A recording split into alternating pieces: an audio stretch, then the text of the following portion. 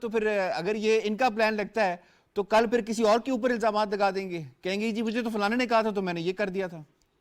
دیکھیں ایک بات تو بالکل طے ہے کہ عمران خان صاحب کا پلان جو ہے اقتدار کا حصول ہے, اور اس کے لیے ہر جائز و ناجائز طریقہ کار کو وہ اپنانا چاہتے ہیں. تو میں اس پلان کی بات کر رہا ہوں. یہ جو باقی کبھی وہ لندن کی کا تذکرہ کرتے ہیں, جو سائفر کا ایک کاغذ انہوں نے جیب سے نکال کے لہرایا تھا یہ اسی اسلام آباد میں, بات گھومتی ہوئی آئی پھر لندن پلان پہ, اور لندن پلان سے پھر حسین حقانی اور پھر جو نگران وزیر اعلیٰ پنجاب اور پتہ نہیں کیا کیا اس میں انہوں نے ایڈ کیا, وہ تو ایک الگ کہانی ہے. لیکن عمران خان صاحب کا جو اصل پلان اور اصل مقصد ہے وہ اقتدار کا حصول ہے. وہ اب بھی یہ نہیں کہتے کہ غیر سیاسی اداروں کا جو ہے وہ سیاست میں عمل دخل نہ ہو, وہ کہتے ہیں کہ غیر سیاسی ادارے مداخلت کرے, لیکن ان کا مداخلت کے لیے شرط یہ لازمی انہوں نے رکھی ہے کہ اقتدار میں انہیں لایا جائے, چاہے وہ عدلیہ ہو, چاہے وہ اسٹیبلشمنٹ ہو, چاہے وہ غیر سیاسی قوتیں ہو.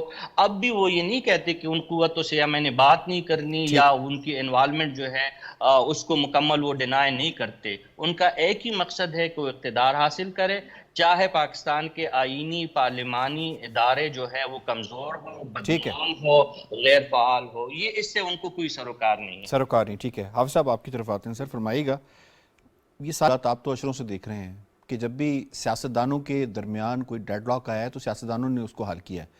ایک بڑی وجہ ایسا نہیں ہے کہ بادی نظر میں کہ سپریم کورٹ نے جو ڈیڈ لائن دی ہوئی ہے, ایک پریشر کریٹ کیا ہوا ہے. اگر یہ پریشر سے سیاستدان تھوڑے ہٹ جائیں تو بہتر ماحول میں بات کرنی ہوگی, جس ماحول کی طرف خود پی ٹی آئی کہہ رہی ہے جی پہلے ماحول کریٹ کریں. تو ایک سخت ماحول میں ایک ڈیڈ لائن کی شرائط کے اندر رہ کے تو پھر یہ کیسے نتیجہ خیز کیسے ہوں گے؟ زمینی جو حقیقتیں ہیں ان کو بھی نظر انداز نہیں کیا جانا چاہیے. لیکن اس میں جو گورنمنٹ سائڈ سے ایک جو بات رکھی گئی ہے کہ بات چیت کے لیے جو بات چیت کا جو محور ہے, انہوں نے ایک 2 نکاتی ایجنڈا دیا ہے. نمبر 1 یہ کہ ایک ہی دن الیکشن ہونے چاہیے, اس سے آپ کے فنڈز اور سیکیورٹی کے معاملات بھی حل ہوں گے, اور ملک جو اس وقت شدید معاشی بحران کا شکار ہے اس کا بوجھ بھی کم ہوگا. دیکھیں نا, ایک دم اگر آپ الیکشن کراتے ہیں آپ کو 22 ارب روپے اب دینے پڑیں گے, اس کے بعد کے پی کے الیکشن ہے, پھر 80 ارب روپے ایک 2 صوبوں میں الیکشن, تو یہ اتنی بڑی عیاشی میرا خیال ہے ہم برداشت نہیں کر سکیں گے. دوسرا پوائنٹ ان کا یہ ہے کہ اگر آپ نے مذاکرات کامیاب کرنے ہیں تو عدالتی فیصلوں کا دباؤ یہ ختم ہونا چاہیے, تاکہ برابری کی بنیاد پر بیٹھ کر جو ہے مذاکرات ہو سکے. اس میں ایک تو یہ کہ, اور یہی بات جو ہے یہ کہہ رہے ہیں سینیٹر سراج الحق بھی, جو جماعت اسلامی کے امیر ہیں, جنہوں نے بات چیت کو, جسٹس صاحب نے بھی تو خود اس بات کا ریٹویٹ کیا کہ سیاسی معاملات کو سیاسی ہی دیکھیں, وہ تو شروع سے یہ کہہ رہے ہیں. بلکہ پی ٹی آئی کو انہوں نے پچھلے سال جب یہ پی ٹی آئی پہلی دفعہ گئی تھی اپریل میں, تو اس وقت بھی کہا تھا کہ آپ واپس جائیں پارلیمنٹ میں, اور اس وقت سے وہ اصرار کر رہے ہیں کہ پارلیمنٹ میں واپس جائیں کیونکہ یہ پولیٹیکل ایشوز ہیں.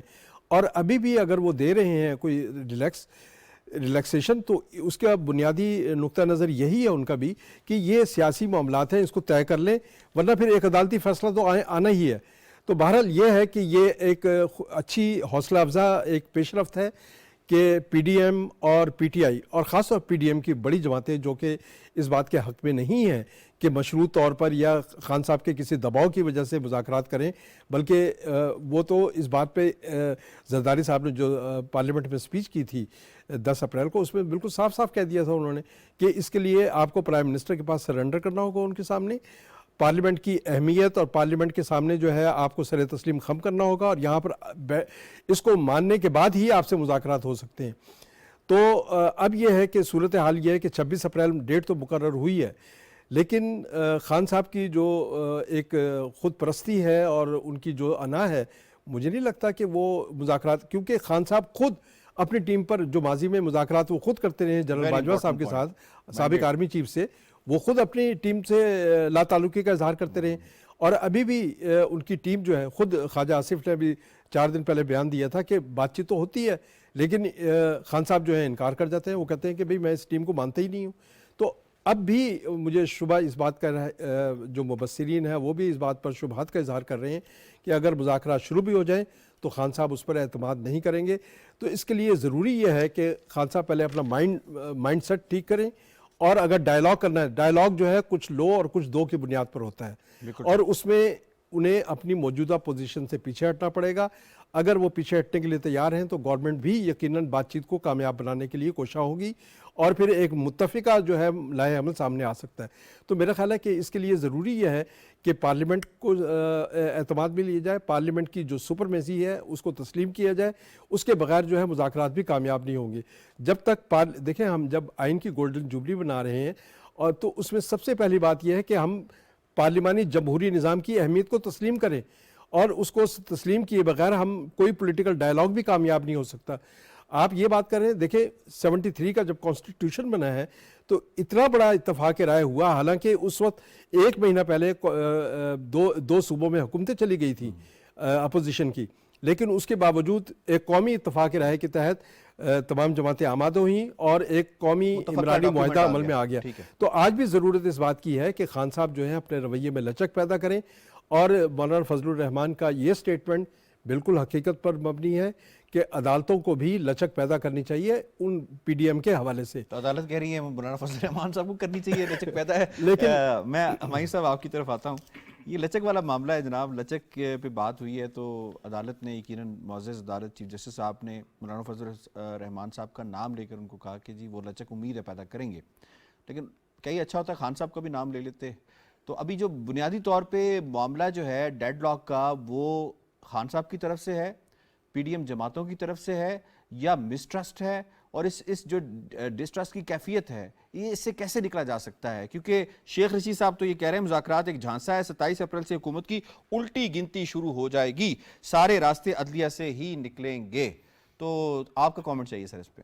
یار صاحب, یہ ساری جو باتیں آپ نے کی یہ سارے فیکٹرز ہیں, اس میں ہم کسی ایک فیکٹر کو پن پوائنٹ کر کے یہ نہیں کہہ سکتے یہ ہے. ہاں یہ ہے کہ کچھ موقعوں پہ اپوزیشن کی طرف سے جو ہے بہت زیادہ پریشر آ جاتا ہے, کچھ موقعوں سے جو ہے کورٹس کی طرف سے بہت زیادہ پریشر آ جاتا ہے, اور پھر گورنمنٹ اگر آپ دیکھا جائے تو یہ ایک گورنمنٹ نہیں ہے, یہ 7, 8, 9 یا 10 جماعتوں کا جو ہے 11 جماعتیں جو ہیں ان کا ایک مجموعہ ہے, اور ان کی ایک کنسنسس کے ساتھ ہونی ہے. ہم نے مولانا فضل الرحمان صاحب کی بات سن لی, انہوں نے تو اپنا پراپر جو ہے بتا دیا کہ بات نہیں ہو سکتی.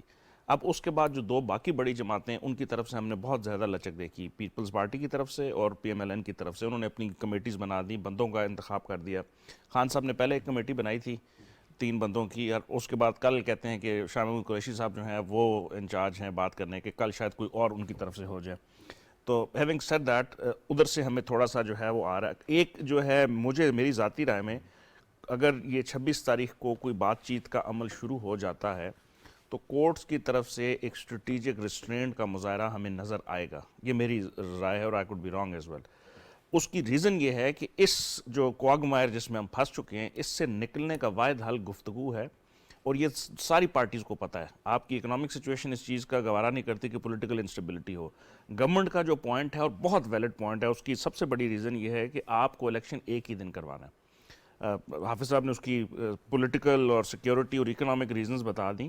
میں پولیٹیکل سٹیبلٹی کے اوپر بات کروں گا کہ اگر آپ کا الیکشن ایک دن نہیں ہوتا پھر کانسٹیٹیوشن کے مسائل آ جائیں گے. کیئر ٹیکر سیٹ اپ کب آئے گا جو کہ نیشنل اسمبلی کے بڑے صوبے اور چھوٹے صوبے کا معاملہ بھی آ پھر صوبوں کو آپس میں تکلیف ہوگی. پوزیشن لے چکا ہے اس پہ. کے پی کی بات ابھی رشید صافی صاحب نے کی کہ اگر 90 دن کی جو قدغن ہے وہ صرف پنجاب کے لیے ہے, وہ کے پی کے لیے, وہاں پہ تو ابھی تک بات ہی نہیں ہو رہی ڈیٹس کی. ٹھیک بات. تو اس ساری چیزوں کا حل یہی ہے کہ الیکشن ایک دن. اور ہم نے کل سنا ہے, بلکہ خان صاحب نے اپنے کسی ٹاک شو کے اندر وہ جو کر رہے تھے کہ جولائی, اگست, سپٹمبر کی اب انہوں نے بات کرنی شروع کر دی, جو پہلے نہیں کرتے. پھر بھی مشروط کی نہیں, وہ ٹھیک ہے. وہ یہ دیکھیں نیگوسیشن کے اندر یہ ہوتا یہی ہے کہ آپ ایک اسٹرانگ پوزیشن لیتے ہیں, جب آپ بیٹھتے ہیں بات کرتے ہیں تو اس وقت باتیں آتی ہیں. تو میری جو آپ کہہ رہے ہیں جولائی تک چلے گئے, اگست تک بھی جا سکتے ہیں. جولائی اگست تک بات جا سکتی ہے, اور میرا خیال ہے کہ یہاں ایک بہت اچھا وہ ہو جائے گا. خان صاحب کو بھی فیس سیونگ مل جائے گی کہ وہ جو ہے وہ جس ووٹر کے سامنے سرخرو ہو جائیں گے, وہ سمجھتے ہیں. میں فیس سیونگ کا لفظ اسی لیے کہہ رہا ہوں. گورنمنٹ جو ہے وہ اکتوبر کی جس چیز کے اوپر تھی کہ وقت اپنی مدت پوری کرے, اس پہ بھی ان کو تھوڑا سا لچک دکھانی پڑے گی.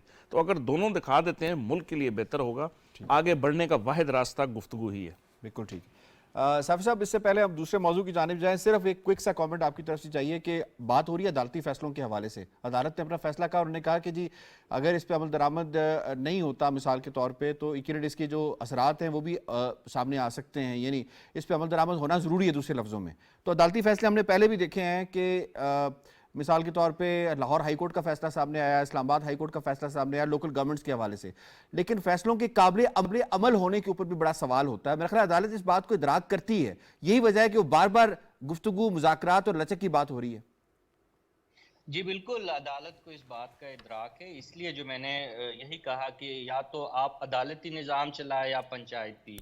अब देखिए, हमने थोड़ी सी अगर माजी पे हम नज़र डालें, जुल्फ़िकार अली भुट्टो के ख़िलाफ़ अदालती फ़ैसला आया और अब अदालत के अंदर रहते हुए भी कई लोग इस बात को तस्लीम कर रहे हैं कि उनकी जुडिशल मर्डर उनका हुआ था, लेकिन उन्होंने एक आईन पसंद और कानून पसंद हुक्मरान सियासतदान का मुजाहरा करते हुए फांसी की जो सज़ा थी उसको कबूल किया और जो अदालत का जो था एहतराम मलहूज़ खातिर रखा। फिर नवाज शरीफ साहब को जानते बूझते हुए जब उनको ये पता था कि पनामा का उनके खिलाफ ड्रामा रचाया गया और अकामा पे उनको निकाला गया, लेकिन फिर भी उन्होंने अदालती फैसले को कबूल किया। मेरे कहने का मतलब ये है कि पीपल्स पार्टी और मुस्लिम लीग नून की ये तारीख रही है कि फैसले अगर अदालत ने उनके खिलाफ भी दिए हैं तो उन्होंने अदालत के सामने सर तस्लीम खम किया है। ये इनकी एक हिस्ट्री है। अब भी मुझे यही लगता है कि अदालती हुकूमत ने, एग्जेक्टिव ने अब भी अदालती फैसले को जो है उसके खिलाफ रेजिस्टेंट आईन और कानून के दायरे में रहते हुए वो कर रहे हैं, यानी पार्लियामान से रुजू कर रहे हैं। काबीना फैसला करता है, फिर वो पार्लियामान के सामने उनको पेश किया जाता है। अब भी किसी भी हुक्मरान के मुंह से मैंने ये नहीं सुना कि वो अदालत का एहतराम नहीं करते या अदालती फैसलों को नहीं मानते। वो सिर्फ इंसाफ का तकाजा कर रहे हैं। और ये जो इंतखाबात के हवाले से जो एक मुश्किल सूरत हाल सामने आई है, इसमें खुद इन फैसला करने वाले जजों के ब्रदर्स जजेस ने उस पर एतराज़ात किए हैं। ये सो मोटो का एक्शन जो है हुकूमत की नज़र में ये नाजायज़ एक्शन है, यानी ये जस्टिस अतर मिनल्लाह इसको ये करार चुके हैं, जस्टिस फाइज़ीसा का भी यही मौक़िफ़ है, जस्टिस यह्या अफरीदी साहब भी यही कहते हैं। तो इस वजह से हुकूमत अटॉर्नी जनरल के ज़रिए बार बार अदालत को यही उनसे ये सवाल और ये क्वेश्चन और उनसे इल्तिजा कर रही है कि जनाब फुल कोर्ट बना के इस कज़िया का हमेशा के लिए हल निकाला जाए। और अदालत का एहतराम भी मलहूज़ खातिर उसमें वो रख रहे हैं, लेकिन अदालत आप जानते हैं कि वो हुकूमत की इस मुद्दा को सुनने के लिए तैयार नहीं है। अब जो अगली समाअत है, अब उसमें अंदाज़ा हमें होगा कि अदालत का अब मज़ीद जो है उनका रद्द-ए-अमल क्या है। लेकिन एक बात तो तय है कि अगर अदालत इसरार करेगी तो हुकूमत जो है अपनी आईनी तरीक़ाकार के तहत अदालत को कायल करने की ज़रूर कोशिश करेगी, लेकिन at the end of the day फैसला जो है वो अदालत का फैसला जो ख़त्मी फैसला होता है, उस पर अगर नज़रसानी की कोई दरख्वास्त हुकूमत की तरफ से जाती है या अदालत को कायल किया जाएगा, तो तब ही ये तारीख़ तब्दील हो सकती है। बसूरत दीगर यही लग रहा है कि अदालती फैसला जो है वो अपनी जगह पे मौजूद है और अदालत ने भी ये कहा है कि 14 मई का फैसला अभी बरकरार है। तो कानूनी तौर पे अगर इस फैसले को तब्दील करने की हुकूमत कोशिश करेगी तो तभी फैसला तब्दील होगा, अदरवाइज उसकी अवामी पजीराई होती है नहीं होती वो एक अलग कहानी है। और अखलाकी क्या जवाब इस फैसले का बन जाता है, ये जो ऑडियो वगैरह सामने आ रहे हैं, ये जो ट्रकों की बातें हो रही है, ये जो हथौड़ों की बातें हो रही है, तो ये एक ऐसी सूरत हाल है कि इसमें मेरी ज़ाती राय ये है कि मुअज़्ज़ज़ अदालत को इस फैसले पे नज़रसानी की ज़रूरत है और उसके लिए ज़रूरी है कि हुकूमत नज़रसानी की दरख्वास्त दायर करें। ठीक हो गया।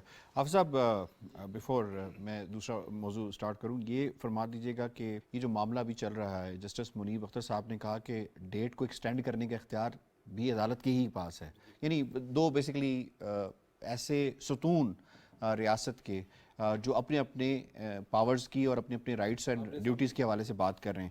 ہاؤ ڈو یو سی کہ اگر عدالتی فیصلہ آ جاتا ہے 14 مئی کا, اس پہ عمل درآمد بھی ہو جاتا ہے, تو جن خطرات کا آپ اظہار کر رہے ہیں, جن خطرات کا سندھ کی پیپلز پارٹی کے صدر نے جو سندھ کے ہیں انہوں نے اظہار کیا, تو وہ خطرات زیادہ نہیں بڑھ جائیں گے وفاق کے لیے؟ ایک تو یہ ہے کہ اداروں کے درمیان جو کشمکش کی جو فضا پیدا ہوئی ہے, وہ اس قسم کے اگر کوئی متنازع فیصلے آتے ہیں تو جو قابل قبول نہیں ہوتے عوامی سطح پر بھی اور انتظامیہ کے لیے بھی, تو اس سے یہ ہے کہ یہ کشمکش اور تیز ہوگی, اور اس کا نقصان جو ہے پھر ریاست کو ہوتا ہے. ریاست جب کمزور ہوگی تو اس کا الٹیمیٹ جو رزلٹ ہے وہ لوگوں پر پڑتا ہے کہ ریاست کو عوام کی فلاح و بہبود کی طرف توجہ دینی چاہیے. جب ریاستی ادارے آمنے سامنے آ جاتے ہیں تو اس سے لوگوں کی توجہ پیچھے ہٹ جاتی ہے. تو ہمیں جو ہے وہ اداروں کی استحکام کا تقاضا یہی ہے کہ یہ ادارے جو ہیں وہ ایک دوسرے کے معاملات میں مداخلت نہ کریں. آئین نے جو ٹرائیکاٹمی آف پاور جو متعین کی ہیں, جو حدود کار تینوں جو سیگمنٹس ہیں ریاست کے ان کے لیے مقرر کی ہیں, ان حدود میں رہتے ہوئے اپنے اپنے دائرے اختیار میں رہ کے اگر کام کیا جائے تو میرا خیال ہے کہ اس طرح کی نوبت نہیں آتی. لیکن جب آپ بیجا مداخلت کریں گے دوسروں کے کام میں تو اس کے نتائج جو ہیں پھر ایک منفی نتائج جو ہیں وہ الٹیمیٹلی پوری قوم کو بھگتنا پڑتے ہیں. آپ نے دیکھا کہ سانحات ملک جو ہے مزید سانحات کا متحمل نہیں ہو سکتا. ہمیں سانحات کو ٹالنے کی کوشش کرنی چاہیے, ہمیں عوام کی مشکلات کا ازالہ کرنا چاہیے, اور یہ بیسیکلی کام جو ہے پارلیمنٹ کا ہے. میرا خیال ہے پارلیمنٹ کو فیصلے کرنے میں آزاد پوری طرح سے بااختیار ہونا چاہیے, اور اسے موقع ملنے چاہیے کہ وہ قوم کی نبض کے مطابق قوم کی نبض پر ہاتھ رکھتے ہوئے فیصلے کرے. تو اس سے لوگوں کو سہولتیں ملیں گی, اور یہی وہ راستہ ہے جو پاکستان میں سیاسی استحکام لا سکتا ہے. اور اگر سیاسی استحکام نہیں ہوگا تو پھر ہماری معیشت اسی طرح خستہ حالی کا شکار ہے. جو آپ نے پوائنٹ بات کی کہ اگر ہم سیاسی سانحات کے حوالے سے بات کریں گے تو پھر ہمیں معاشی سانحات کو بھی برداشت کرنا پڑے گا. 47% کے اوپر جناب آپ کی سی پی آئی اس کو چل رہی ہے, رپورٹ آئی ہے, اور انفلیشن کیونکہ اس کا ایک تعلق عام آدمی سے ہوتا ہے, اور عام آدمی یہی اس وقت جو ہے وہ شکایت کرتا ہوا نظر آتا ہے کہ انفلیشن دن بہ دن جو ہے بڑھتی جا رہی ہے, ایس پی پی ڈسکاؤنٹ ریٹ وہ بھی بڑھتا جا رہا ہے. آئی ایم ایف کے ساتھ جو آپ کا معاملہ ہے, جو آپ نے سٹاف لیول ایگریمنٹ کی طرف جانا ہے, وہ حکومت تمام شرائط پوری کر چکی ہے, اور شرائط پوری کرنے کے ساتھ ساتھ جو ان کی ایڈیشنل شرائط آئی ہیں کہ اپنے دوستوں سے لکھوا کر لائیں, تو یو اے ای گورنمنٹ اور جو کے ایس اے گورنمنٹ ہے ان کی جانب سے کنفرمیشنز بھی پہنچا دی گئی ہیں آئی ایم ایف کو. لیکن ابھی تک جو پروگرام ہے اس میں جانے کے حوالے سے کوئی اس طرح کی خبر ہمیں مل نہیں رہی. یقیناً وزیر خزانہ جو ہیں وہ بار بار یہ یقین دہانی ضرور کرا رہے ہیں کہ ایک تو پاکستان ڈیفالٹ خدا نخواستہ نہیں کرے گا بالکل بھی, اور دوسری جو بات انہوں نے یہ کہی ہے کہ پاکستان جلد ہی اس پروگرام میں چلا جائے گا. اب سوال یہاں یہ بنتا ہے کہ آئی ایم ایف اتنی زیادہ شرائط پاکستان پر عائد کر رہا ہے, اس کے انٹرنل فیکٹرز ہونے کے ساتھ ساتھ کہیں ایکسٹرنل فیکٹرز تو نہیں ہیں, کہیں ایسا تو نہیں ہے جو تصویراتی تبدیلیاں ہو رہی ہیں اس کی وجہ سے پاکستان کا جو ہے وہ عام ٹوسٹ کر کے کوئی اور باتیں یا کوئی شرائط جو ہے منوانے کی کوشش کی جا رہی ہو. آپ سے حافظ طارق خلیل صاحب سوال ہے میرا, یہ فرمائیے گا کہ جو ملک کی موجودہ معاشی صورتحال ہے اس میں اس پروگرام کا ہونا کتنا ضروری ہے, اور اب تک یہ پروگرام کیوں نہیں ہو پا رہا جبکہ ہم نے ساری شرائط پوری بھی کر دی ہیں؟ یہ گورنمنٹ کو بھی معلوم ہے کہ یہ ایک پولیٹیکل گیم ہے جو آئی ایم ایف کی طرف سے ہو رہی ہے. پولیٹیکل گیم, اور یہ پولیٹیکل گیم ناٹ ٹیکنیکل. یہ ٹیکنیکل نہیں, کیونکہ پاکستان جو ٹیکنیکل تقاضے تھے وہ مکمل ہو چکے ہیں. ٹھیک. لیکن اب چونکہ یہ کچھ ممالک ایسے ہیں جو پاکستان کی جو معاشی حالات ہیں ان پر اثر انداز ہو رہے ہیں براہ راست, اس کی وجہ سے یہ گیم جو ہے خراب ہو رہی ہے. اب پاکستان نے ایک الٹرنیٹ راستہ تلاش کیا ہے. دیکھیں اس پوری صورتحال کے 2-3 پہلو بڑے امپورٹنٹ ہیں. ایک تو آج جو رپورٹ آئی ہے ایشین ڈیولپمنٹ بینک کی, وہ بڑی امپورٹنٹ رپورٹ ہے کہ ایک سال میں سب سے زیادہ فائننسنگ کی ہے ایشین ڈیولپمنٹ بینک نے. یہ پاکستان کی دیکھیں یہ الٹرنیٹ جو ارینجمنٹس ہیں یہ میں اس کی طرف بات کر رہا ہوں کہ $5.5 بلین جو ہے پاکستان میں فائننسنگ کی ہے. اور لیکن اس کے ساتھ ہی انہوں نے یہ اپنی رپورٹ میں کہا کہ پاکستان کی معیشت کو سب سے زیادہ ایک سال میں جو نقصان پہنچا ہے وہ سیلاب کی وجہ سے پہنچا ہے, جس میں $30 بلین کا نقصان ہوا. 16 ارب کے پلیجز آئے, لیکن اس میں سے ہمیں ملا کیا $3 ارب. لیکن اب یہ جو نقصانات ہیں یہ ایک انٹرنیشنل پریشرز ہیں, یہ انٹرنیشنل گیم ہے جو پاکستان کے خلاف ہے. اچھا, اس کا الٹرنیٹ کیا تلاش کیا جا رہا ہے؟ ایک تو یہ ہے کہ ہم اپنے ڈپلومیٹک چینلز اس کو بروئے کار لا رہے ہیں. پرائم منسٹر نے بات کی ہے, کل بات کی ہے انہوں نے, اس سے پہلے عمان کے سلطان سے بات کی تھی, اب کویت کے امیر سے بات کی ہے انہوں نے, پھر میاں نواز شریف نے وزٹ کیا ہے سعودی عرب کا, وہاں ان کی محمد بن سلمان سے ملاقات ہوئی ہے اور اس میں بھی اکنامک سچویشن پر بات ہوئی ہے. $2 ارب جو ہے پاکستان کو سعودی عرب نے مزید اضافی رقم دینے کا وعدہ بھی کیا ہوا ہے. یو اے کے پریزیڈنٹ کے ساتھ بھی پرائم منسٹر کی بات چیت چل رہی ہے اور اس کے بھی اچھے نتیجے نکلیں گے. ایک تو یہ آسپیکٹ ہے, اور دوسرا یہ ہے کہ اس کے علاوہ سی پیک کو اس کی رفتار کو تیز کیا گیا ہے. تیسرا یہ ہے کہ ہم اپنا کرنٹ جو اکاؤنٹ ہے اس کا خسارہ بھی کم کرنے کی کوشش کر رہے ہیں. جو خسارہ 13 بلین تھا اب وہ کم ہو کر 74% اس کا کمی ہوئی ہے. لیکن یہاں پہ حافظ صاحب سوال یہ آتا ہے کہ ری پیمنٹس تو ہم نے کرنی ہے نا, لون کی ری پیمنٹ بھی کرنی ہے, تو کرنٹ اکاؤنٹ خسارہ یہ تو پھر آگے فیوچر میں اگر ہمارے پاس نہیں دیکھیں اس کے لیے تو بڑھے گا. اس کے لیے ضروری یہ ہے کہ ہم اپنی ایکسپورٹس بڑھائیں. ایکسپورٹس بڑھائیں. دیکھیں جب اگر آپ امپورٹس پہ پابندی لگاتے ہیں تو اس کا نتیجہ ہمیں نیگیٹیولی یہ ملتا ہے کہ را میٹیریل جو ہے آنا بند ہو جائے گا. آپ کا پھر ہوتا ہے تو پھر دیکھیں نا, آپ ایک طرف تو یہ ہے کہ ٹھیک ہے سب سے زیادہ امپورٹ بل آپ کا ٹھیک ہے, آپ کا پوائنٹ آگے کہ شارٹ ٹرم میجر تو ہو سکتا ہے لیکن لانگ ٹرم نہیں ہو سکتا. لیکن یہ نہیں ہو سکتا جب تک آپ ایکسپورٹ نہیں بڑھائیں گے. ٹھیک ہے, کوئکلی شارٹس آنسر کیجیے گا ہمایوں خان صاحب. متبادل آلٹرنیٹ کی بات ہو رہی ہے, if not IMF then what do we have؟ دیکھیں یہ IMF کا پہلا پروگرام نہیں ہے, یہ ہمارا 22واں پروگرام ہے, اور اس کے خراب ہونے کی وجہ جو پچھلی گورنمنٹ ہے انہوں نے آخری اپنے جانے سے پہلے جو سبسڈیز دیں جو غلط تھیں, اس کی 2 فیکٹرز ہیں. جو آپ کا سوال تھا پہلے آپ حافظ صاحب سے کہہ رہے تھے, there is an external factor and there is an internal factor. Internal factor ہے پولیٹیکل انسٹیبلٹی آپ کی ٹھیک نہیں ہو رہی, پارٹیز لڑ رہی ہیں, ملک کے اندر ایک افراتفری کا وہ ہے. سابق وزیر خزانہ خطوط بھی لکھ رہے ہیں. ہماری جو پروونشل اسمبلیز کی جو تھے فائنانس منسٹر تھے KP کے, انہوں نے IMF کو خط لکھا. اسی طرح جو ہے نا کولیشن پارٹنرز جو اپوزیشن میں تھے وہی حرکتیں کر چکے ہیں, اور پھر سابق وزیر خزانہ کی بھی آپ بات کر چکے ہیں. تو اس چیز کو اگر آپ انٹرنلی دیکھیں, آپ کے کرنٹ اکاؤنٹ ڈیفیسٹ کی بات نہ کریں, اس کے علاوہ آپ کا سرکولر ڈیٹ, اس کے علاوہ آپ کی بڑھتی ہوئی آبادی, اس کے علاوہ آپ کے فلڈز, ایک لمبی لسٹ ہے. ایکسٹرنل فیکٹر یہ ہے کہ پاکستان اس سے پہلے بھی جب ان پروگرامز میں گیا تو ہمیں وہاں سے پذیرائی ملتی تھی.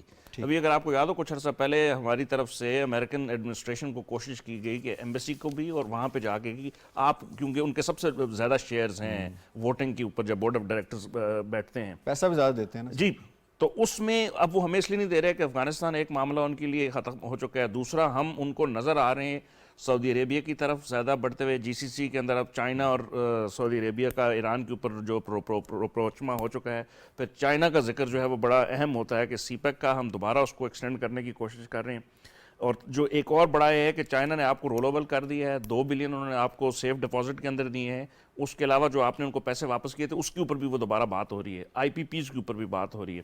ان ساری چیزوں میں امریکہ کو لگ یہ رہا ہے کہ شاید ہم پھر چائنیز بلاک کی طرف زیادہ جا رہے ہیں, جس کی وجہ سے ہمیں پریشرائز کیا جا رہا ہے. تو یہ ایکسٹرنل اور انٹرنل فیکٹر مل کے جو ہے ہمیں کوئی اتنی صورتحال سامنے آ رہی ہے. ٹھیک ہے, اور اس سے نکلنے کا وہی راستہ ہے جو انہوں نے بتایا کہ آپ نے اپنے دوست ممالک کے ساتھ رجوع کر لیا ہے. UAE, قطر, بحرین, سعودی عربیہ, چائنا, ٹرکی, ملیشیا, یہ سارے مل کے اگر آپ کے ساتھ کوشش کریں گے تو اب ہم جو انٹرنیشنل مانیٹری انسٹیٹیوشن ہے اس کے ساتھ ایک سپریٹ انٹرنیشنل مانیٹری انسٹیٹیوشن بھی ابھرتے ہوئے آ گئے ہیں.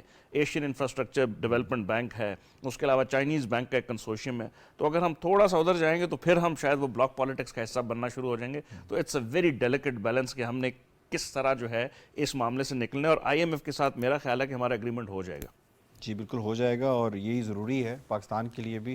اور الٹیمیٹلی 1.2 بلین نہیں ہے, یہ شورٹی ہے جو IMF کی طرف سے ہوگی, پھر آگے معاملہ چلے گا. جناب کوئکلی مجھے پروگرام کے اگلے موضوع کی جانب بڑھنا ہے, اور موضوع ہے وزیر خارجہ بلاول بھٹو زرداری صاحب کا جو مجوزہ دورہ ہے بھارت کے حوالے سے. اور وہ کیونکہ جو PTI اس کو ایک پورٹرے کرنے کی کوشش کر رہی ہے, دورہ ہے بھارت وہ بار بار اس کو کہہ رہی ہے, لیکن یہ کلیئرٹی آ چکی ہے وفاقی وزیر شہریار رحمان صاحبہ کی جانب سے کہ یہ دورہ بھارت نہیں ہے, یہ SCO کا ایک اجلاس ہے جس میں وفاقی وزراء جو وزیر خارجہ ہیں انہوں نے شرکت کرنی ہوتی ہے, جو مختلف ممالک کے ہوتے ہیں, جو اس کے ممبر ممالک کے ان کے ہوتے ہیں. تو پاکستان اس حوالے سے جو اپنی تصویراتی امپورٹنس ہے اس کو آگے بڑھانے کے حوالے سے جو معاملات ہیں اس میں شرکت کر کے ان معاملات کو آگے بڑھانے کے لیے پاکستان کے لیے اہمیت کا حامل دورہ ہوگا. اس پر ذرا بات کر لیتے ہیں جناب. یہ اہمیت کا حامل دورہ ہے تو اس کو کیوں کس طرح سے کھیلا جا رہا ہے جناب. ڈاکٹر سلمہ ملک صاحبہ نے ہمیں جوائن کیا ہے, انٹرنیشنل امور کی ماہر ہے. ڈاکٹر صاحبہ, ایک تو یہ بتائیے گا کہ یہ دورہ جو ہے اس میں اب تک کلیئرٹی نہیں آ جانی چاہیے کہ یہ دورہ بھارت نہیں ہے بلکہ یہ ایس سی او کا دورہ ہے, اور اس دورے میں اگر پاکستان شرکت نہیں کرتا تو what we are going to lose. جی السلام علیکم. جی سب سے پہلے بہت شکریہ مجھے لینے کا پروگرام میں. آپ کی بات 100% صحیح ہے. مسئلہ یہ ہے کہ دیکھیں, آپ کا کوئی کتنا ہی ایڈورسری کیوں نہ ہو, آپ کو ڈائلاگ کا ایونیو اس کے ساتھ اوپن رکھنا چاہیے, کیونکہ یو مے نیور نو کہ آپ کے لیے کب ایک اوپننگ کریٹ ہو جائے. اور ایس سی او میں پاکستان ایک بہت امپورٹنٹ ایکٹر ہے, اور اگر ہم ایس سی او کے فورم کو بھی چھوڑ دیتے ہیں اس وجہ سے کہ انڈیا اس کی سربراہی کر رہا ہے یا انڈیا میں وہ دورہ جو ہے وہ سمٹ ہو رہا ہے, تو اس کے پھر نتیجہ یہ ہوگا کہ جتنے بھی امپورٹنٹ فورا ہیں, اور ایس سی او میں کیونکہ ظاہر ہے کاؤنٹر ٹیررزم کی بہت بات ہوتی ہے سارا کچھ, تو اس میں ساری پاکستان کی جو بہت کرٹیکل وائس ہے وہ مسنگ ہو جائے گی. تو یہ کوئی خارجی دورہ نہیں ہے کہ ان کو دعوت دی گئی ہے انڈیا کے کاؤنٹر پارٹ سے کہ آپ آئیں ہمارے ملک میں ملیں اور ہم اپنے باہمی تعلقات کے اوپر کوئی گفتگو کرتے ہیں. وہ ایونیو ہم بالکل ایکسپلائٹ نہیں کریں, اور وہاں بالکل کلیئرٹی ہے, کلیئرٹی ہو جانی چاہیے جیسے آپ فرما رہے ہیں. بس ظاہر ہے اپوزیشن ہمیشہ ان چیزوں کو پلے اپ کرتی ہے, تو جو بھی اپوزیشن میں ہوتا ہے وہ انہی چیزوں کو پلے اپ کرتا ہے, ٹوسٹنگ آف دا ورڈز ہوتی ہے.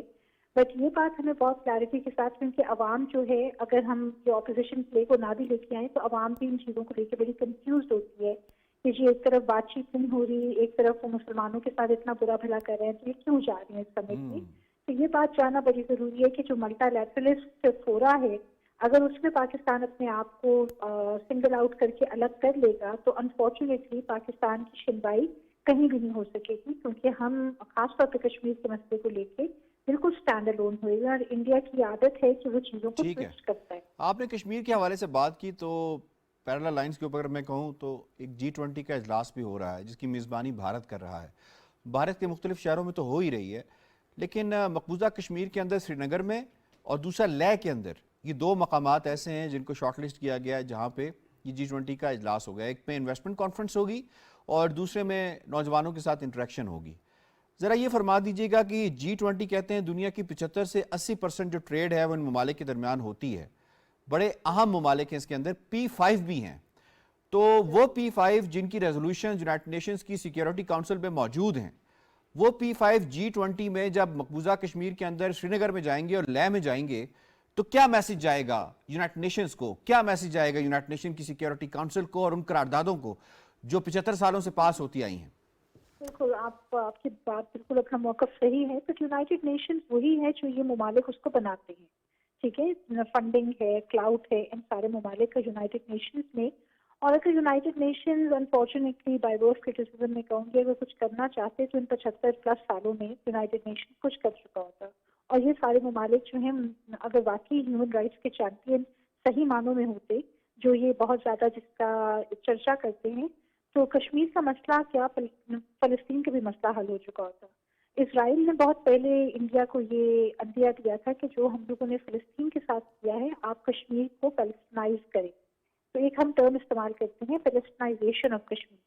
تو انہوں نے ایگزیکٹلی وہی کیا ہے. جیسے جیروسلم کو کیپٹل بنایا تو ڈونلڈ ٹرمپ جو ہیں وہ اپنے داماد کے کندھوں پہ سواری کرتے ہوئے جیروسلم میں انہوں نے جا کے جو ہے امبیسی کا افتتاح کیا. تو ایگزیکٹلی انہیں لائنوں پہ کشمیر میں یہی سب کچھ کیا جا رہا ہے. اور یہ سارے ممالک جو ہیں ڈنکے کی چوٹ پہ وہاں جا رہے ہیں کیونکہ ان سب کو اپنی انویسٹمنٹ دکھائی دے رہی ہے, ان کو انسانوں کا خون دکھائی نہیں دے رہا ہے, ان کو کشمیریوں کی قربانیاں دکھائی نہیں دے رہی. اور بات میں وہی ایس سی او کو اور G20 کے اجلاس کو میں اکٹھا کروں گی کہ پاکستان نے تو G20 کے اجلاس کو جو ہے وہ نگیٹ کیا ہے, تو وہاں پاکستان مسنگ ہے. بٹ ایس سی او میں پاکستان کو پریزنس دکھانا بہت ضروری ہے کیونکہ ظاہر ہے لیکن G20 کے اجلاس کے حوالے سے پاکستان اپنا موقع بڑا واضح طور پہ دے چکا ہے, دفتر خارجہ نے دیا ہے. بہت بہت شکریہ ڈاکٹر صاحب, آپ نے ہمیں وقت دیا. حافظ صاحب آپ کی طرف آتے ہیں جناب. ایک مبینہ آڈیو ٹیپ کے اندر سابق وزیر اعظم عمران خان صاحب اپنے سابق سیکٹری اعظم خان صاحب کو کہتے ہیں اس پہ کھیلو. تو اب یہ جو معاملہ وزیر خارجہ کے دورہ بھارت کے حوالے سے انہوں نے کریٹ کرنے کی کوشش کی ہے کہ یہ ایک بائیلیٹرل قسم کی بات چیت ہونے جا رہی ہے جس کے اوپر جناب وہ کشمیر اور باقی معاملات کو وہ صرف نظر کریں گے اور عالمی ایجنڈے کا حصہ ہے ان کا بیان سامنے جو آیا ہے. تو یہ فرمائی کا ہر چیز کے اوپر کھیلنا مناسب ہے؟ نہیں دیکھیں یہ تو بہت تنگ نظری کی پالیسی جس کو کہا جا سکتا ہے کم سے کم الفاظ میں. تو میں تو یہی کہوں گا کہ یہ بہت تنگ نظری کی پالیسی ہے خان صاحب کی. بلکہ اس کو دیکھیں دفتر خارجہ بڑی وضاحت کے ساتھ یہ ساری صورتحال کو بیان کر چکا ہے اور یہ بتایا ہے کہ یہ کوئی دو طرفہ مذاکرات کے لیے نہیں جا رہے بلاول بھٹو. اور یہ ٹھیک ہے ان کے ایک جانا ایک بڑے امپورٹنٹ ایونٹ ہوگا وہاں پر کہ 12 سال کے بعد پاکستان کا فارن منسٹر جو ہے وہ انڈیا جا رہا ہے. لیکن اس کے بعد کے جو واقعات دیکھیں کہ 2019 میں جو واقعہ ہوا پلوامہ والا اور اس کے بعد اگست 2019 میں جو کشمیر کا سٹیٹس ختم کیا گیا اس کے بعد تو تعلقات بالکل تقریباً ہمارے نہ ہونے کے برابر ہیں. تجارت بند ہو گئی. تو یہ سب اقدامات جو ہیں وہ بھارت کی جانب سے ہوئے تھے. تو ابھی بھی اگر پاکستان کے وزیر خارجہ وہاں جا رہے ہیں ایس سی او میں وہ دیکھیں یہ اس وقت چونکہ انڈیا کے پاس G20 کی سربراہی بھی ہے اور ایس سی او کی سربراہی بھی ہے وہ دونوں کی سربراہی اس کے پاس ہے. تو اب فارن منسٹر کانفرنس وہاں پر ہو رہی ہے گوا میں اور وہاں پاکستان کے فارن منسٹر جو ہے ان کا جانا جو ہے وہ پاکستان کی علاقائی اہمیت کو تسلیم کرانے کے لیے کہ پاکستان علاقائی سلامتی کو بہت اہمیت دیتا ہے. اور یہی وجہ ایک وسیع تر ایجنڈے کے تحت اور جو ہماری دفتر خارجہ کی نیشنل اسٹریٹجک پالیسی ہے اس کے تحت اور جو ہماری قومی ترجیحات ہے خارجہ پالیسی کی یہ دورہ اس کے تحت ہو رہا ہے. یہ کوئی یہ ایسی اٹھ کے نہیں جا رہے بلکہ یہ ایک وسیع تر علاقائی مفاد کے تحت یہ دورہ کیا گیا ہے. اور سب سے بڑی بات پاکستان کا مفاد ہے. اب یہ ہے کہ انڈیا کو ایک بڑے پن کا مظاہرہ کرنا چاہیے. وہاں پہ یقیناً ان کی ملاقات ہوگی دیگر ممالک کے وزرائے خارجہ کے ساتھ بھی. اس موقع سے ضرور فائدہ اٹھانا چاہیے. اگر کشیدگی کم ہو سکتی ہے ضرور کم ہونی چاہیے. اگر کوئی بات چیت کا دروازہ کھل سکتا ہے تو اس کے راستے بھی ہموار ہونے چاہیے. لیکن اس کے لیے پیش رفت کرنی ہے انڈیا کو. اب یہ موقع آیا ہے کہ انڈیا خود پیش رفت کرے. بالکل ٹھیک ہے. ہمایوں صاحب فرمائیے گا سر یہ جو معاملہ سامنے آیا ہے بلاول بھٹو زرداری صاحب کے دورے کے حوالے سے اگر آپ ایس سی او کو ڈیٹیل سٹڈی کریں اس کے اندر تو ایک بات ان کی ون آف دا کی پلرز کہ کوئی بھی ممالک اپنے جو ذاتی معاملات ہیں یعنی ممالک کی سطح کے اوپر معاملات ہیں وہ اس فورم کے اوپر جا کے ڈسکس نہیں کریں گے. تو تھوڑی اس کی امپورٹنس بتا دیجیے گا اور یہ بتا دیجیے گا کہ یہ جو دو طرفہ بات چیت کی بار بار بات ہو رہی ہے کہ دو طرفہ مذاکرات ہو سکتے ہیں بات چیت ہو سکتی ہے تو کیا اس فورم کے ذریعے کوئی دو طرفہ بات چیت کے چانس نکل سکتا ہے جو اس کا مینیفیسٹو ہے یا جو اس کے پرنسپلز ہیں اس کو لے کر؟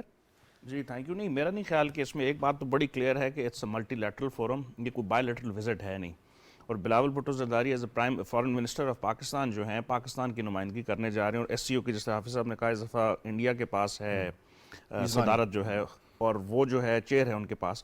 انہوں نے اس کے انڈر ایک نہیں بہت ساری مختلف ایکٹیویٹی پورے سال میں کر رہے ہیں اور ابھی اس کا ہیڈ آف اسٹیٹ جو ہے سمٹ ہونا ہے سپٹمبر میں. اس کے بعد منسٹر آف ڈیفنس کا ایک جو ہے وہ بھی ہونا ہے. اس کے علاوہ کاؤنسل آف جو ہمارا ٹورزم سے ریلیٹڈ تھا کلائمیٹ چینج ہے ریجنل سیکیورٹی کے معاملات ہیں افغانستان کے اوپر اس کا پورا ایک اپنا ایک کانٹیکٹ گروپ ہے. تو اس میں یہ بہت ساری باتیں جو ڈسکس ہونی ہیں اس میں پاکستان کی نمائندگی اگر فارن منسٹر نہیں کرے گا تو کون کرے گا؟ اپوزیشن کی طرف سے بالکل ہی میں اسے فضول کہوں گا جو کامنٹ آیا کیونکہ جو پاکستان کی فارن پالیسی انٹرسٹ ہے وہ اسٹیٹ آف پاکستان کے ہیں. وہ نہ پی ٹی آئی کے ہیں نہ پیپلز پارٹی کے ہیں نہ پی ڈی ایم کے ہیں. وہ گورنمنٹ آف پاکستان یا اسٹیٹ آف پاکستان کے ہیں. تو یہ جو اپنی ذاتی پالیٹکس کو انٹرنیشنلائز کرنا یہ بالکل جو ہے غلط ہے. ان کو نہیں کرنا چاہیے اور کسی کو بھی نہیں کرنا چاہیے. اب اس میں جو ہے اگر آپ کو یاد ہو اس سے پہلے ایس سی او کا سمٹ جو 1 جولائی میں یہ سوال اب ڈیفینس کے حوالے سے آپ نے بات کی تو ڈیفینس میں تو یہاں پہ یقیناً انڈیا تو پہلے ہی اس چیز کو اس فورم کو متنازع نہیں بنا چکا کہ جس کے اندر جس میں آرم فورسز میں جو میڈیسن کا شعبہ ہے اس میں جو آرم فورسز کی نمائندگی تھی اس میں پاکستان کو اس نے حق نہیں دیا. یہ وہ بیسیکلی جو سمٹ تھا یہ جو وہ تھا ایک انڈیا کا ایک ادارہ ہے institute of defence and strategic analysis IDSA ان کا ایک تھنک ٹینک ہے. اس کے اندر ایک کانفرنس ہونی تھی ایس سی او آرم فورسز کنٹریبیوشن آن ملٹری میڈیسن. اس میں پاکستانی ڈیلیگیشن کو اس لیے نہیں جانے دیا گیا کیونکہ ہماری جو پریزنٹیشن تھی اس میں کشمیر کو ہم نے جو کہ UN کی ریزولوشن کے مطابق ڈسپیوٹڈ ٹیریٹری ہے میپ میں ہم نے وہ دکھایا ہوا تھا. اس کے اوپر انہوں نے اعتراض کیا اور جس کی وجہ سے انہوں نے کہا دیا. اور یہی ایگزیکٹلی آپ کا پوائنٹ G20 کے اوپر بھی آتا ہے کہ وہاں پہ آپ کے پاس صدارت ہے اور آپ نے مئی میں ٹورزم کے اوپر ایک کانفرنس کرنی ہے اور وہ سلیکشن آپ نے کی ہے سری نگر. اب جتنے G20 کے ممالک ہیں ایٹ لیسٹ ان میں 4 تو ایسے ہیں جو ہمارے بہت قریبی جن کے ساتھ تعلقات ہیں. چائنا اسٹریٹجک ایلا ہے. اچھا چائنا اس سے پہلے G20 کا ایک سمٹ اروناچل پردیش میں انہوں نے رکھنے کی کوشش کی, چائنا اس میں نہیں گیا. تو میرا خیال ہے اس وقت پاکستان نے فارن آفس کے تھرو مختلف جو ممالک ہیں جس میں ترکی اور سعودی عربیہ جو کہ OIC کی کشمیر کانٹیکٹ گروپ کا حصہ ہے اور ہر ریزولوشن کے اندر ان کی آتی ہے, ان کو بتا دیا ہے جو ڈیمارش ہم نے کیا ہے کہ آپ کو یہاں پہ ریسٹرین کرنا چاہیے, نہیں جانا چاہیے. اب یہ وقت بتائے گا کہ کیا اس کے آؤٹ کم آتے ہیں, لیکن پاکستان نے اپنی طرف سے پورا بتا دیا کہ جی 37A 370 اور 35A کے بعد ڈیموگرافک چینج کرنے کی کوشش ہو رہی ہے. انٹرنیٹ بلیک ڈاؤن ہے, وہاں کی تمام جو نوجوان لیڈرشپ ہے اس کو اریسٹ کیا گیا ہے. اور اس وقت کی جو میسو اٹراسٹی ہیں, UN کا reporter on human right commission نے بھی اس کے اوپر 2 رپورٹس کر چکے ہیں پچھلے سال کہ انڈیا وہااں کیا کیا کر رہا ہے. UN کا دفتر انہوں نے اپنی بلڈنگ سے خالی کرا دیا ہے, وہ اب وہاں کے جو ویکیو ٹرسٹ ہے اس بلڈنگ کے اندر ہے, یعنی وہ بھی ایک پاکستانی یہاں پہ جو بھی رہ رہے ہیں ان کے پاس وہ بلڈنگ ہے, اس بلڈنگ کے اندر UN کا دفتر ہے, آبزرور گروپ بھی نہیں ہے. سر ایسے حالات کے اندر G20 کا اجلاس ہونا ٹورزم کے اوپر سری نگر میں کیا دکھائیں گے؟ آئیے ہم آپ کو شہدائے قبرستان دکھاتے ہیں, شہداء کا قبرستان دکھاتے ہیں, آئیے ہم وہ ہاف وڈوز دکھاتے ہیں, آئیے ہم وہ آرفن بچے دکھاتے ہیں, یہ دکھائیں گے اور یہ دیکھنے جائیں گے؟ نہیں, یہ دیکھیں یہ موقع آیا ہے پاکستان کی جو ڈپلومیسی ہے اس کے لیے بھی ایک امتحان کا موقع ہے کہ پاکستان اپنی ڈپلومیسی کو مزید چینلائز کرے اور اپنے دوستوں کو یہ ساری صورتحال سے آگاہ کرے. میرا خیال ہے کہ یونائٹڈ نیشن میں ہمارے جو بیٹھے ہوئے ہیں پرماننٹ ریپریزنٹیٹیو وہ اس پر کافی کام کر رہے ہیں. اب ضرورت یہ ہے کہ اسلام آباد میں دفتر خارجہ جو ہے اس کی ایک میٹنگ بھی ہوئی ہے اور اس نے سفارتی نمائندوں کو بلا کر اسلام آباد میں مقیم جو غیر ملکی سفارتی نمائندے ان کو بھی صورتحال سے آگاہ کیا ہے. لیکن ضرورت اس بات کی ہے کہ اس معاملے کو پولیٹیسائز کیا جائے پوری طرح سے, نہ صرف پولیٹیسائز کیا جائے بلکہ دنیا کو آگاہ کیا جائے اور ایک بھرپور آگاہی مہم چلائی جائے اس کے خلاف. ہیومن رائٹس کا اینگل دیا جائے. یہ دیکھیں یہ ہیومن رائٹس کی کھلی خلاف ورزی ہے کہ آپ ایک ایسے ملک میں ایک ایسے علاقے میں جا رہے ہیں کہ جہاں پر تشدد اور بربریت کا بازار گرم ہے اور وہاں 1 لاکھ سے شہداء 1 لاکھ سے زیادہ شہداء جو ہیں ان کے مدفون ہیں وہاں پر, اور کوئی گھر ایسا نہیں بچا جہاں پر کشمیر کا کہ جنہوں نے شہادتیں نہ دی ہوں. تو اس علاقے میں انڈیا جو ہے وہ تاثر یہ دینا چاہتا ہے کہ یہاں پر مکمل امن ہے. It's an open jail. یہ بالکل کھلی جیل ہے, نہ صرف کھلی جیل ہے بلکہ نوجوانوں کے لیے عرصہ حیات تنگ کر دیا گیا ہے. تو ضرورت اس بات کی ہے کہ ہمیں جو انٹرنیشنل جو رائٹس ہیومن رائٹس آرگنائزیشن ہیں ان کو بھی تیار کرنا چاہیے اور ان کو اپنا کیس لے جانا چاہیے, اور یہی موقع ہے کہ ہم کشمیر کے بارے میں ایک نئی تحریک کو آگے بڑھا سکتے ہیں. بنیادی بات یہ ہے کہ اکنامک انٹرسٹ کے اوپر جو سینٹی ہے وہ پریویل کرنی چاہیے اور ہیومن رائٹس کا اینگل ہے اس کے اوپر امپورٹنٹ سامنے آنی چاہیے. آئی ہیو ٹو وائنڈ اپ جی. مجھے شکریہ ادا کرنا ہے رشید صافی صاحب کا, حافظ طاہر خلیل صاحب آپ کا, اور ہمایوں خان صاحب کا, ڈاکٹر سلمہ ملک صاحبہ کا. بڑے زبردست طریقے سے آج کے موضوعات کو سمیٹا ہے جناب. پروگرام کیپٹل ویو سے اتنا ہی. یاسر رحمان کو دیجیے اجازت. اللہ نگہبان.